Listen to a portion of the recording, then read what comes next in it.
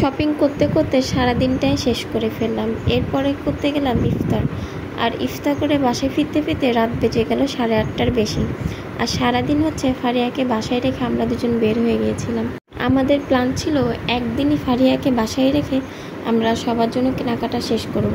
এই জন্যই হচ্ছে ফারিয়াকে দুপুরবেলা বা আপুর কাছে রেখে আমরা আর কি শপিং করতে বের হয়ে গেছিলাম। তাই এই যে ফড়িংয়ে যে ফারিয়ার জন্য একটা ড্রেস নেওয়া হয়েছিল, আর এদিকে হচ্ছে পাঞ্জাবি খোঁজা হচ্ছিল সোহাগের জন্য, যদিও এটা বাজেট প্লাস সাইজের সাথে ম্যাচ খায়নি, এজন্য সোহাগের জন্য আর কোনো কিছু নেওয়া হয়নি এখান থেকে।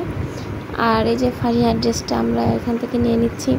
ফারিয়ার ড্রেসটা অনেক সুন্দর হয়েছিল। ফারিয়াকে এবার সবাই ঈদের ড্রেস গিফট করেছে, দাদু, নানু, ফারিয়ার বাবা, আরও হচ্ছে ফারিয়ার মামনি, সব কিছু মিলিয়ে ফারিয়ার অনেকগুলো ড্রেস হয়েছে এবার। ফারিয়ার তো এটা প্রথম ঈদ।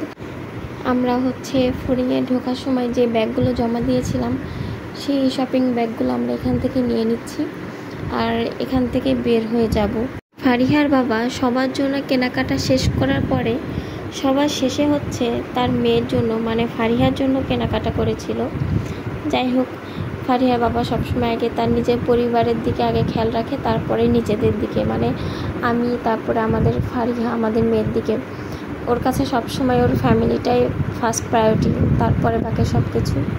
এই যে আমরা সর্বশেষ সবার কেনাকাটা শেষ করে ফেললাম আর কি, পুরা ফ্যামিলির জন্য, আমার জন্য, ফারিয়ার জন্য। কিন্তু দুঃখজনক ব্যাপার, ফারিয়ার বাবা এখনও কোনো কিছু কেনেনি, কারণ ওই সময়টা হয়ে ওঠেনি, যেহেতু ফারিয়াকে বাসায় একা রেখে আসছি।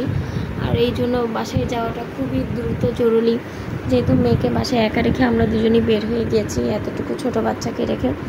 এই জন্য আমরা এখন বাসার দিকে ফিরবো, তাই ভাবলাম বাসার দিকে ফেরার আগে আমরা আজকে বাইরে থেকে ইফতার করব। অনেকদিন আমরা বাইরে একসঙ্গে বের হওয়া হয় না। এরপরে আমরা চলে গিয়েছিলাম ইফতারি করার জন্য রেস্টুরেন্টে যে আমরা খাবার অর্ডার করার পরে অপেক্ষা করছি।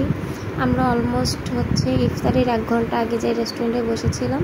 আর প্রথমেই হচ্ছে আমাদের সামনে ইফতারি আইটেমগুলো দিয়েছিল। এর মধ্যে ছিল হালিম, তারপরে হচ্ছে একটা চপ ছিল, চিকেন ফ্রাই ছিল, আপেল ছিল, লেবু, তারপরে মালটা, খেজুর, জিলাপি, আর হচ্ছে তরমুজের জুস। এই ছিল হচ্ছে আমাদের ইফতারি আইটেম। আর ইফতারির আইটেম নিয়ে আমরা দুজনেই অপেক্ষা করছি কখন আজান পড়বে আর কখন আমরা ইফতারি শুরু করব। আর ইফতারি শেষ করার পরে নেক্সট ডে হচ্ছে আমাদেরকে দিয়েছিল হচ্ছে ফ্রাইড রাইস, চাইনিজ ভেজিটেবল, তারপরে চিকেন, এরপরে হচ্ছে চিলি ফ্রাই। আর এই আইটেমগুলো শেষ করতে করতে হচ্ছে আমাদেরকে একটা ডেজার্ট দিয়েছিল। আজকের মতন ভিডিওটি আমরা এখানেই শেষ করছি। আপনারা অবশ্যই আমাদের পেজটা ফলো করবেন এবং ইউটিউব চ্যানেলটা সাবস্ক্রাইব করবেন।